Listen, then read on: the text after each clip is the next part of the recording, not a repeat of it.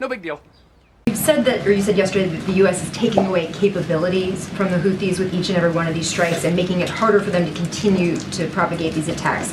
Can you quantify that progress, describe that?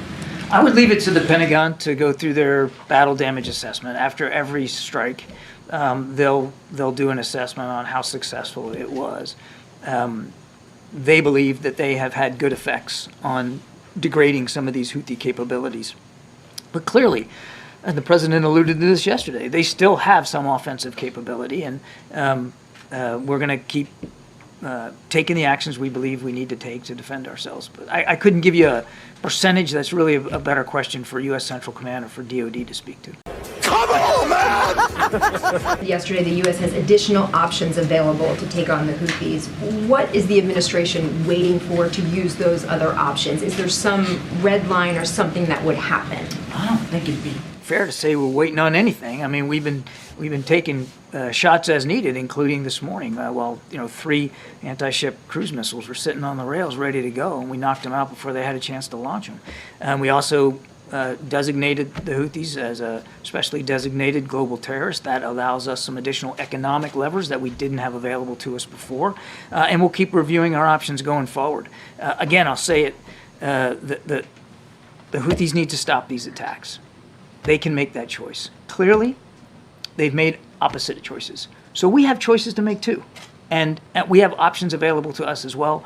We'll continue to explore those options. Clearly, one of the options that we are and will continue to take are in the military realm if needed.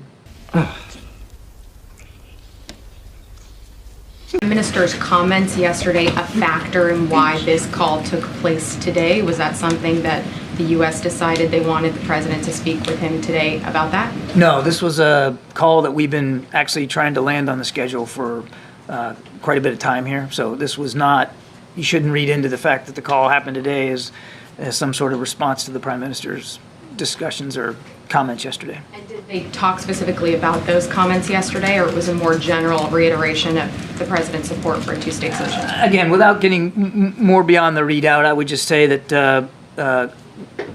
there was certainly on the agenda for both leaders was to talk about post-conflict Gaza, governance in Gaza, and of course a two-state solution.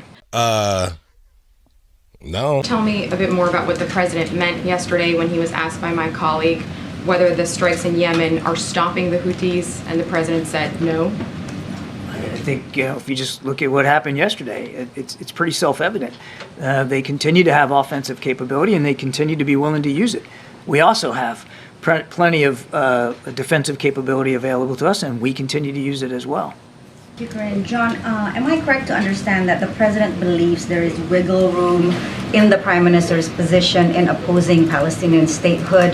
And what is the president prepared to offer beyond pushing for a Saudi-Israel normalization deal to convince the prime minister to accept the two-state solution? The prime minister should speak to his own headspace when it comes to that. And of course, he's talked publicly about a two-state solution. All I can do is say what I've said before. The president still believes in the promise and possibility of that. He believes it's going to take hard work and leadership. He's willing to put his shoulder to the wheel for that eventual outcome. At the same time, we've got to make sure that they have what they need to defend themselves and we get humanitarian assistance in. And I'm sorry, your second question was? Yeah, what is he prepared to offer, whether it's a carrot or a stick in terms of trying to persuade the prime minister to go in line with U.S. policy?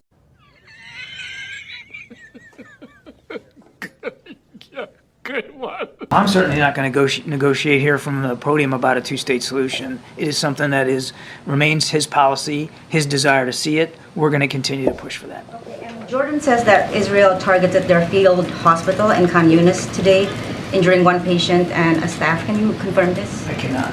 And one more. Does the administration believe that the Houthis will stop their attacks if there is a ceasefire in Gaza, and does that play a factor into the calculus of I think pushing? you got to take anything the Houthis say with a big grain of salt. We're not taking what they say to the bank, and this idea that this is somehow about Gaza just doesn't square with the facts.